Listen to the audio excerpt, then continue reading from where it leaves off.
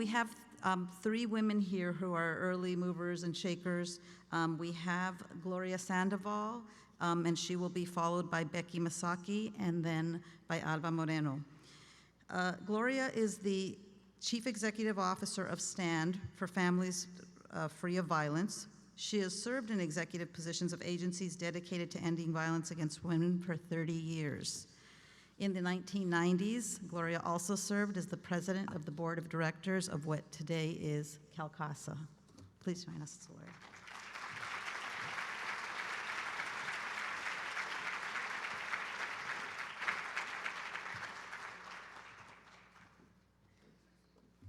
Good morning, everyone.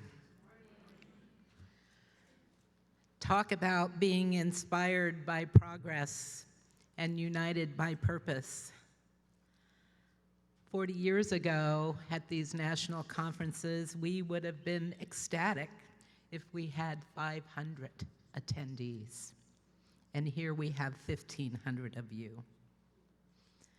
Who would have thought 40 years ago that we would have shared our mission so well that we would be joined today by allies that many of us once thought of as adversaries, criminal justice agencies, the military, the prison complex, for some of us even churches, men,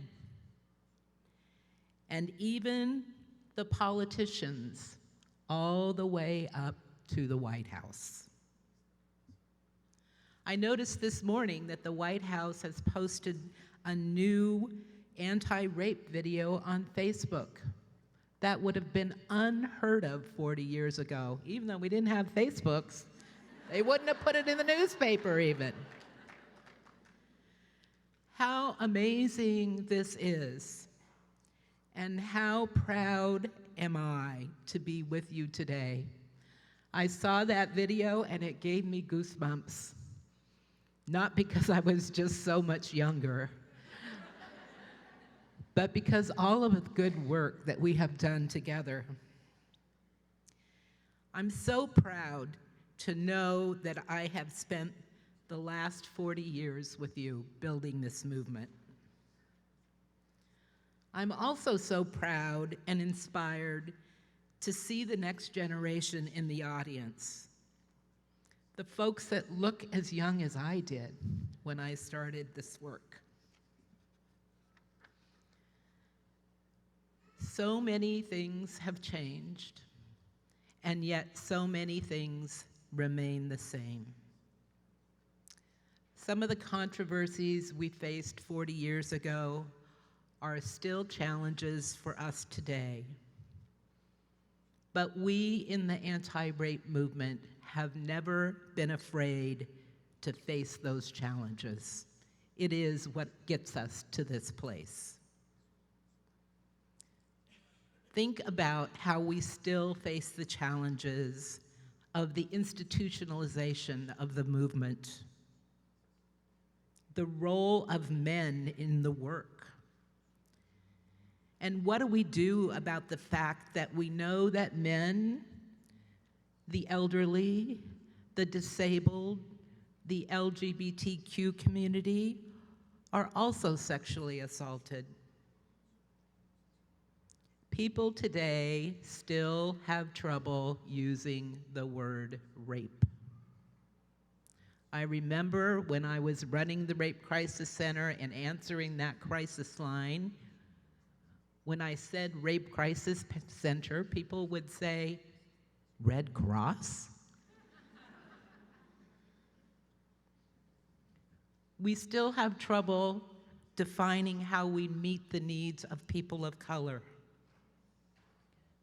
We talk today, as we did then, about the intersectionality of the sexual assault movement with other movements.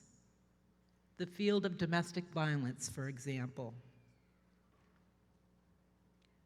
We still examine what we know and what we don't know about treatment for offenders.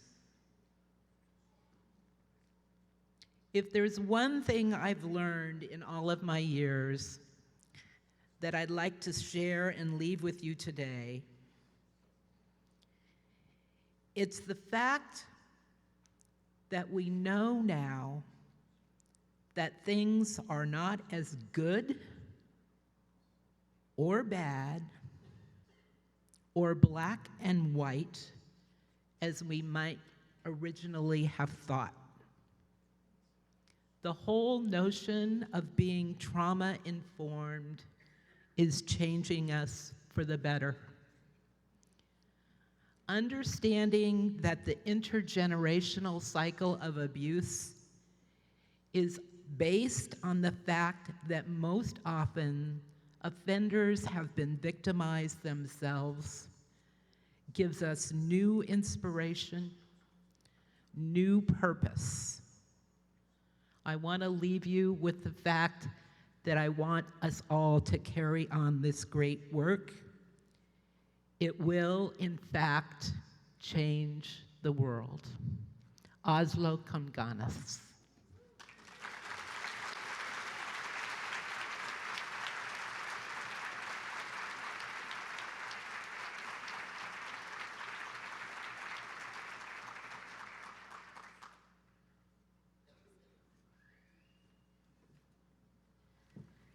Wow.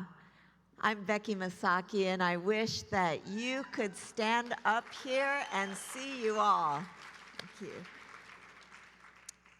It's a beautiful view. You are a beautiful view.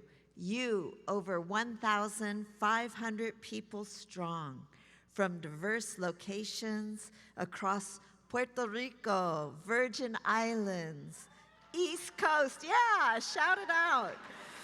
Central, North and South, and here in Los Angeles and throughout the West Coast. Awesome.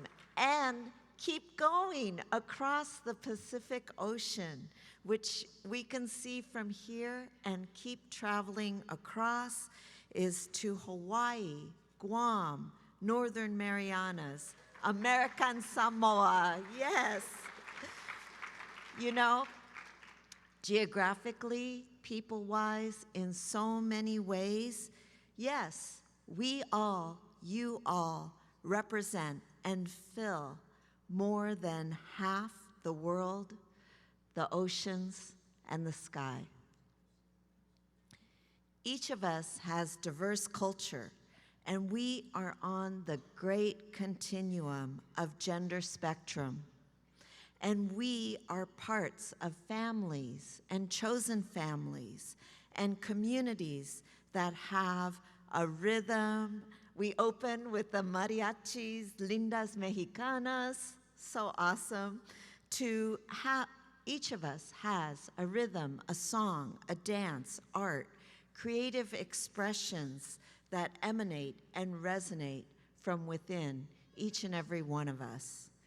You are unique, whole, multidimensional selves that are widespread, and we come together now as we gather here. And I was reflecting and thinking, you know, after 40 years and more, we have been in crisis experiences, advocacy, healing, and gathering the critical mass trudged through hard work and kept inventing and reinventing and evolving our wide-range strategies to change the course of history, to transform families, communities, institutions, and also systems. And yes, that increased numbers and diversity among us represent our greatest hope for ending sexual violence, and also a great challenge. So now is the time to pass it on, and for us to reflect and interact with one another in these days here together, and use that strengthening of ourselves as beloved community so that it makes us close, deep, and inspired by progress. What I'm saying is just not fluff and feel good, And I think that we who have overcome some of the hardest, harshest violence for ourselves and for others, think of that as a pat on the back and selfish indulgence. But no, I'm challenging ourselves to be inspired by progress, small acts of courage, healing, and practice are huge acts that make a difference and create change. So we pass it on. And in this way, we have the trust and understanding to be open to questions, learning, and new perspectives, to challenge ourselves and each other. Engage in healthy, robust discourse. And by practicing in this way, we will deepen our endurance, strength, and unite, come together in our higher shared leadership and united by purpose.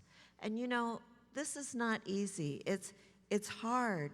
We can become divided, silos, isolated, and even in our best intentions, we can become distracted in turf wars among ourselves, continue to marginalize and tokenize so-called underserved populations. We become judgmental and overwhelmed by newcomers and new perspectives to the movement. And how we face that challenge is we bravely be united in purpose.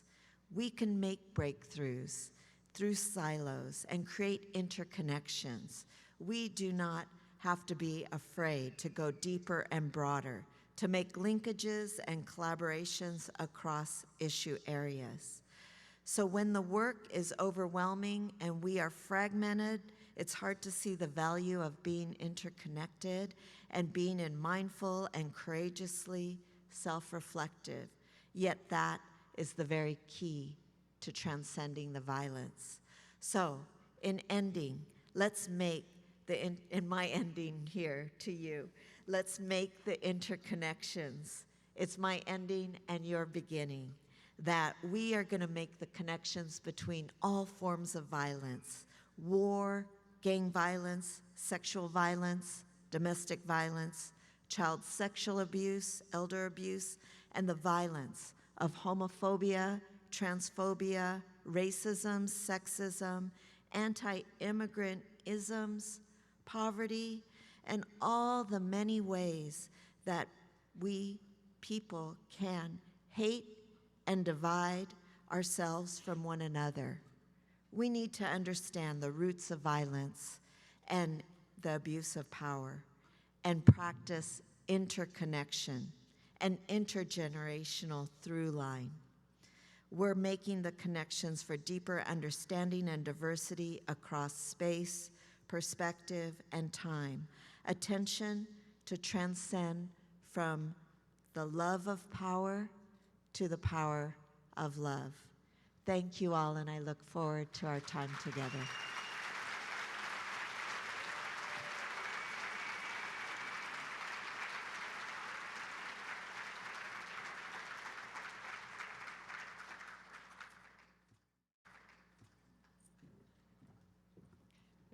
Wow, good morning. This is a beautiful sight. Thank you. I just want to start by dedicating my participation today to a woman who was definitely my mentor and inspiration to do this work for as long as I have done so.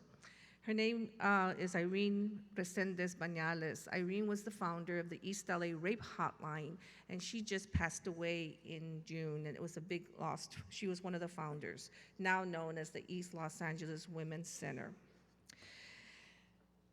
We have worked very hard to break the silence, and we continue to have to do so.